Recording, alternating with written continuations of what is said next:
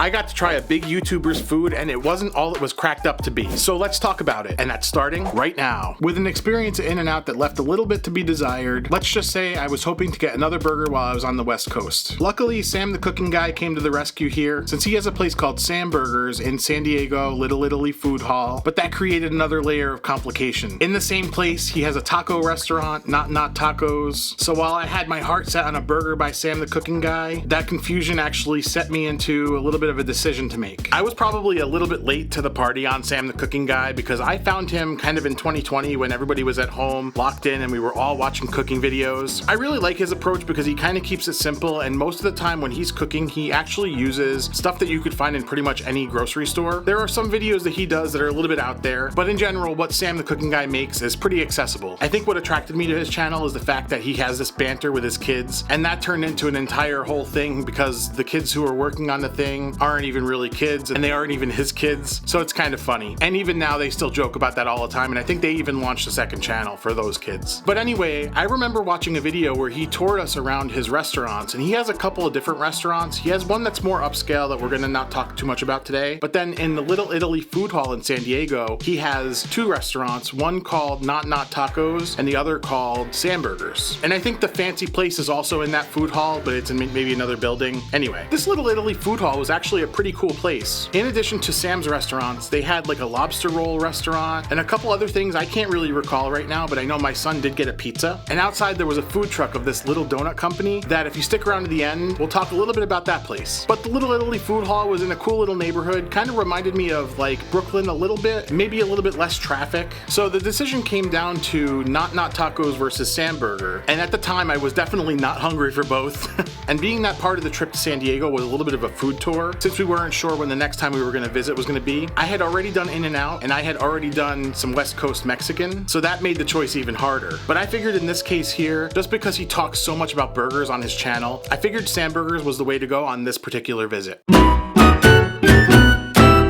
The menu at Samburgers is relatively simple. I think they only have like a handful of burgers on the menu. They have sides, fries, tater tots, and within those fries, there's different ways to actually kick those up. There's like a chili cheese version, there's a bacon cheese version, there's a smokehouse where they throw on some pulled pork, some cheddar cheese. But for me, the obvious way to go with my fries was poutine, because Sam himself will even tell you he's Canadian, so I really needed to see how his poutine game was. And here's the spot in my recap where I'm gonna say this suffered the most. When I saw that poutine in front of me, I got a little scared. That gravy was looking a little clumpy. When you go to Canada, every poutine I've had nice smooth gravy, so this was really surprising. But I'm not one to judge on the visual alone, so I had to try it first. There were definitely cheese curds in there. There was definitely some greenery, and if you watch Sam the cooking guy, he always talks about how you have to garnish with something. Usually it's either green onion or parsley. The kids give him a hard time for the green onion because it's kind of his gimmick. I'm pretty sure what was on here was actually chives, but green onions, chives, meh. And this is why it's important not to just judge on the visual, because the poutine actually tasted really good. Just to be Mr. Obvious about this, the gravy was kind of concentrated on top, so when you get to the bottom of the fries, there wasn't a whole lot going on. So you kind of have to mix it up and eat it with a fork. It's not something I'm afraid to do, especially with poutine. Poutine is not one of those things I really eat regularly, so I had to just get in there, dig in, go to town, and this was really good. Fries were nice and crispy. Really not a whole lot to complain about other than the aesthetic. Come on, Sam, let's get that gravy unclumpy.